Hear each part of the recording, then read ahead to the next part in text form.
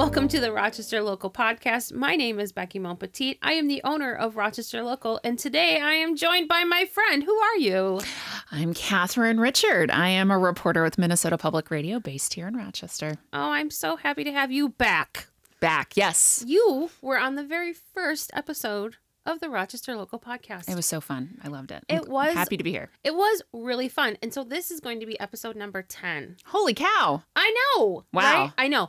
So you're going to be kind of regular. Every 10 episodes. Yeah, let's do it. Right? Okay. Let's do it. Let's do it. So tell me what's been going on in your life in the last 10 episodes. How have you been? Whew, good. I'll start with work since that dominates most of my life. Yeah. Last time I was on here, I think I talked about our winter play series, which was this super fun series. You went dog sledding. I went dog sledding, but then I also kind of got a surprise last minute assignment to go out with someone you might have heard of. Her name's Anne Bancroft, and she is a legendary Arctic explorer. Yes. She lives in the Twin Cities area. Through a mutual connection, I was able to just spend an afternoon with her trying out hoax skiing in her backyard. So it was just sort of one of these moments where I was really starstruck, but also just having the time of my life. And she is just a lovely person who's doing a lot to promote, outdoor activities, especially among young women. So that is really neat. It was really neat. And now, the weather is getting warmer. So I've been doing some stories about outdoor life in Minnesota. I just did a story about someone who's been on the podcast here too. Yes, a young man named Marty Walsh. Marty, shout out to Marty. He was episode 9. Yeah, and there was no coordination, to be clear. I'd been interested in doing a story about his efforts to create the Minnesota Driftless Trail. So I was out with him last week. And next up, I'm working on a story about Fountain, Minnesota's efforts to become the sinkhole capital of the nation, if not the world. So capital. Yeah. That's really something to be known for. But it's actually really fascinating because the geology and the geography makes Fountain specifically and that whole area really interesting. Really, really interesting and fascinating, let alone beautiful. Exactly. Right? So I love meeting the seasons with our reporting, right?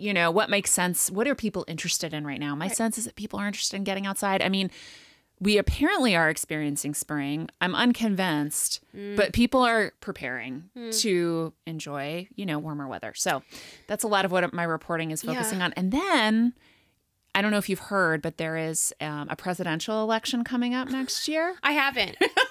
When do presidential elections happen? Is it like every 10 years or like every 4 years? Every 4 years. Oh, okay. Yeah. I never read about them. And them. Obviously, we do a ton of political coverage, but without saying too much, because it's going to be a really exciting project. I'm going to be working on something that addresses some of the disinformation people might be experiencing or seeing in the upcoming election, but also giving them some ideas about how they might be able to navigate these hard conversations with people in their life who maybe they don't see eye to eye on, and maybe are arguing over disinformation. So anyway, stay tuned on that front. That sounds really fascinating and absolutely like something that pretty much everyone could benefit from. I would like to think so. Yeah. Because everyone knows someone who disagrees with them. Yeah. And I think it's hard to have hard conversations with people. It is hard. We dig in. We love what we know. We want to be right. Maybe that's not the right approach. And digging in is just because we're scared, right? Yeah. Oh, wow. I cannot wait to hear more about that. So exciting. Yeah. When you were talking about your dog sledding and talking about Anne Bancroft, it reminded me of when I saw the video of you going dog sledding, which was a series of which I loved. But what it reminded me of is NPR's social media channel. Okay.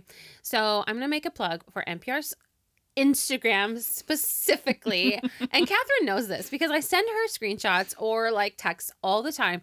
This is a shout out to Grace at NPR. And Sam.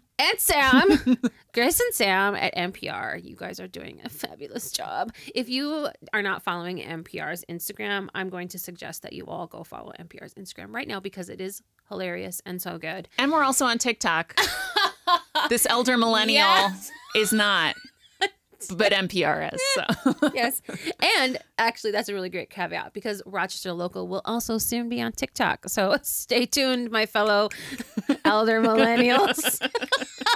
We're all going to join I'm in done being an together. early adopter at this point. I think that ship has sailed. No, I'm just Come on, don't do it. I know. Don't do it, Catherine. You join with me. I know you can do it. I'll help you. I'll help you Hold navigate my the hand. buttons. Guide me through. Thank you. Oh man. Okay, so I've got a couple of show and tell items Okay. to show you later on, but I thought we could talk about a couple of different things kind of going on in town. There's a couple of new things that have opened up that we could talk about, but I think there's an event coming up. Yeah. So this coming Saturday, NPR and the Star Tribune co-sponsor a book series called Talking Volumes. Carrie Miller goes out. She interviews authors from all over the world, really, really famous authors, local authors. So she'll be at the Mayo Civic Center with Drew Brockington, who writes the Catstronaut series. If you are a parent, you might have heard of them. Your kids might be reading them. He'll be there at 2:00. So that's something that's definitely on my radar screen. Oxbow is opening its new nature center. May 5th. I think this coming weekend. So we'll be out there this weekend too. It's going to be amazing. I am like lining up. I have been an Oxbow fan my whole life. Some of my earliest memories of my life are at Oxbow.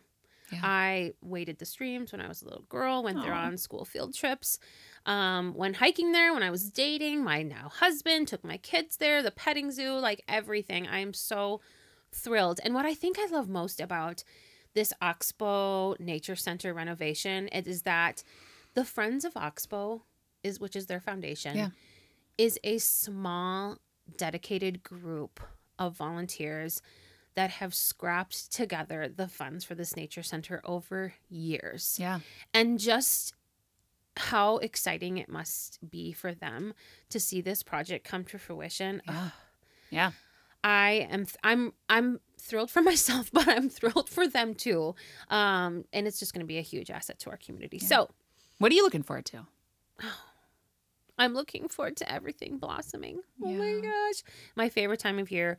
Everything is blooming. Right now, it's the dogwoods, right? The dogwoods. Pretty soon, it's all the flowering trees. And so you're going to want to head out to like Memorial Parkway. And then pretty soon, it's going to be the bluebells down in the Mayowood Trail. And we're going to have guides on that kind of stuff on Rochester Local. So be sure that you're on the lookout. This is one of those things that I like to tell people about if they're coming here from out of town or aren't sure what to do. Maybe they have some appointments and they're here for a longer period of time. I love to tell them about the Mayowood Trail if they happen to be here in May because those bluebells just pop and it is beautiful. And you got to kind of know where you're going too. It's a little bit, it's not super intuitive. It's true. From the area. It is true. It's a little, I can see how it can be a little confusing or like it's effort to kind of get there, but once you get there, it's surreal. It really is surreal. The best and easiest way to get there is go out on Salem Road, go past TJ Maxx, go past Dunn Brothers, go through those stoplights. And you're going to curve around and you are going to take a left right before you get to the History Center. And you are going to take a left and it's going to follow Salem Road. You're going to go past Autumn Ridge Church. You're going to go past a development on your left-hand side. And then you're going to take a left on the Mayowood Road. And you're going to follow that. And there's going to be a trail parking Probably lot. Cars. Yes, cars and trail parking lots. That's your spot. You get there and you park, you find a spot and you walk that trail until you find them. That's how you find these bluebells. Yeah. And you will find them. And we will be the place to find the information when they are blooming. We will let you know, but it is something that you have to do if you live in Rochester for sure. Agree. Yep. So, okay. So the other thing that I want to talk about is there are two places in town that have recently popped up that are serving a novelty food. Which is? Bubba waffles. What? Right. Have you Never heard of that. bubble waffles? Okay. Say more. So 2 shops. One is Fuzzy's Italian ice cream down where the old Potbelly's was on First Ave, kind of by like where the UMR campus is, right? Housing, down from Half Barrel.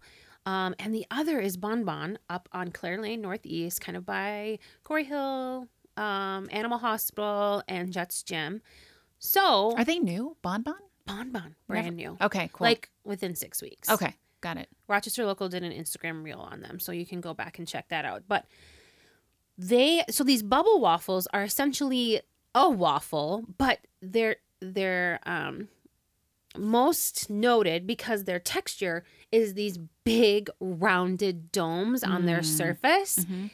And they're freshly made. It's not like a waffle cone. It's like a breakfast waffle. Yeah. But then that is the vehicle for your ice cream. Ooh. Right. Okay. Right. I'm intrigued. Right. So Like I said, I am not an early adopter. Well, But that's where you come in. If you tell me to go try it, I will. right. So there are now 2 places in town where you can get bubble waffles. Wow. Okay, cool. Fuzzy's downtown and Bon Bon up by Clare Lane Northeast. Delicious, fun, novelty. I had to know the origins, and it looks like the origins of this specific food came from novelty ice cream shops in China. Cool. And it kind of made its way to Latin American countries. And then from there, kind of made its way to the U.S. And so that's kind of how they ended up in Rochester. We're big ice cream fam. My kids love ice cream. I like ice cream. No shade to flapdoodles. I will never not love flapdoodles, but mixing it up a little bit is a good idea. Absolutely. I'd like to try some new stuff. I mean, more is more. Yeah. Yeah, right. Right? I just think we're really at this point where in town, the more options, the better. Yeah, so, yeah, check out Fuzzy's and check out Bon Bon. I think both of those places are going to be a great thing to do as the weather warms up and as everybody's absolutely itching to get outside. I think that we are beyond any sort of false spring or second spring. I think we're well into spring because it hasn't done its crazy like frost. Last year at this time, there was like a frost. Yeah. It affected the strawberries. No. I know. I'm a real weather watcher. I watch the weather. Yeah. Like, I think that means you're Minnesotan, Becky. it means I'm a walking farmer's almanac. Yeah. Ooh, the clouds on the eastern horizon in my knee, so I think that spring is well on its way. Okay, time for show and tell. Okay. So my mom, as I've mentioned before, is a true Southeast Minnesota historian, specifically Rochester. And she lives in Orinoco now, but there is a website called Orinoco Auctions, and she just watches that and finds the greatest treasures. And she found a real good one. Okay. This is the Rochesteropoly board. Holy cow. Yeah, so it came in this tube back in the day. Yeah. Rochester area game, a real estate trading game. And it looks to me like it was a promotional item. And businesses could pay to be a part of it. I mean, this is clever. Isn't it? It's very clever. Yeah. And it was actually out of a company in La Crosse called City Games Inc. Huh. And it was $9.95. I don't know. I bet somebody is going to be able to write in and tell me when it came out. Yeah. I guarantee you. So things like Shakey's Pizza Parlor, which was a quintessential part of my childhood. Oh, really? Oh, birthdays like 5 through 8. Where was Shakey's? Shakey's, the best place that I can explain where Shakey's was is you're heading north on Highway 52 and you're taking the 19th Street exit. Okay. And there is an auto parts store that's there right now. That was Shakey's? That was Shakey's. Okay. That was Shakey's. There was a whole, there was a donut shop there, Mr. Donut. There was Shakey's. Shakey's was part pizza buffet part arcade, part red glass that were kind of pebbled. Oh, for sure. Say no more. Right? Yeah, I know exactly what you're talking about. Yeah, yeah. So Shakey's, Century 21, Carter's, which actually has the Dalby's sign. So the Carter's was Dalby's before Dalby's was Dalby's. Okay. Yamaha of Rochester, KWWK, which was, back in the day. DNR Star. Oh my gosh. Okay, so I'm looking at this and thinking about how few of these institutions still exist. So I see Cruise Lumber, that's still here. I see Michael's Restaurant, which was here until kind of recently, but not anymore. Not anymore. Of course, Rochester Community College, Right. RCTC. Yes. So they're, of course, still here and growing. Right. But here's the one that's catching my eye, Becky. This Flame Supper Club. If you are a restaurateur, let's bring back the supper club. Right. That would be a great idea. There are 2 supper clubs. There's Sandy Point. All right. Sandy Point was out where it was kind of beyond where Fisherman's Inn now is.